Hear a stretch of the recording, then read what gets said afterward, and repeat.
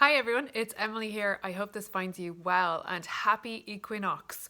I don't usually speak about the seasons because I live in the Northern Hemisphere, so when I'm speaking about Northern Hemisphere seasonal change, obviously half the people are living in the Southern Hemisphere, so there's always that opposite story there. So usually I speak about general principles. However, twice a year, there's this beautiful time where no matter where you are in the world, you are experiencing equal day and equal night. And that is an inspirational reminder of the connection between all of us, that no matter where you are experiencing equinox right at this moment.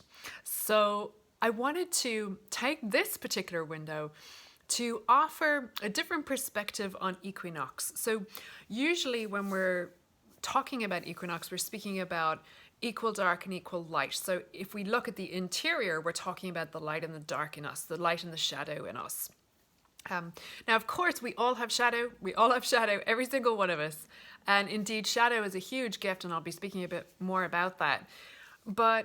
And so, yes, we want to include the shadow and the light in us, in our awareness, in our conscious awareness particularly at this threshold moment. However, what I do want to offer you that's a little different is just the awareness that it's not that you have equal amounts of shadow and light in you.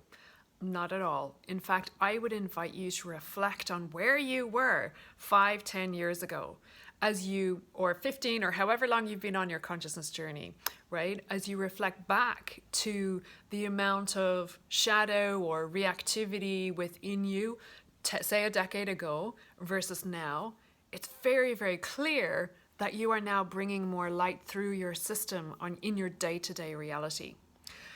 So what I want to point to is actually that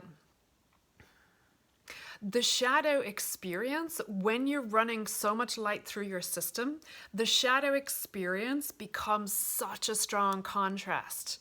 And that's the piece that creates the polarization. That's the piece that it becomes unbearable to be in shadow for a very long time, or for any length of time really, before the call back to first equilibrium and then light expression. So how do we make this tangible? Let's make this practical. Okay, what are we saying? We're saying that, let's say, for example, you're working with anger. So let's say you fall into anger, you experience anger running through your system.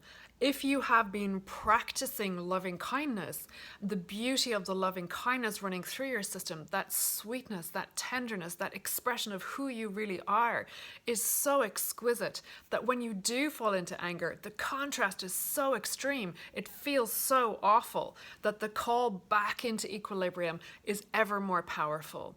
And so that's the piece that I want to offer you that's a little different. I want to offer you that perspective. You have way more light running through your system now than you did a decade ago. The invitation is to honor that. And as we observe when we fall into shadow, to remember that we're just coming back first into equilibrium, which includes the gift of shadow, and then ever greater expansion of our light as we take that gift within. It's so delicious. You really must honor yourself. It's very important that you honor your journey and honor your process. Truly, all honor to you. Your work in this world, and by the way, I don't just mean your purpose, I mean your being, your energy in this world is incredibly important. Stay in this journey, enjoy this threshold of equinox, equal day and equal night, and honor both the shadow in you and the light in you, and then keep on keeping on your trajectory. I'll speak to you soon. Bye for now.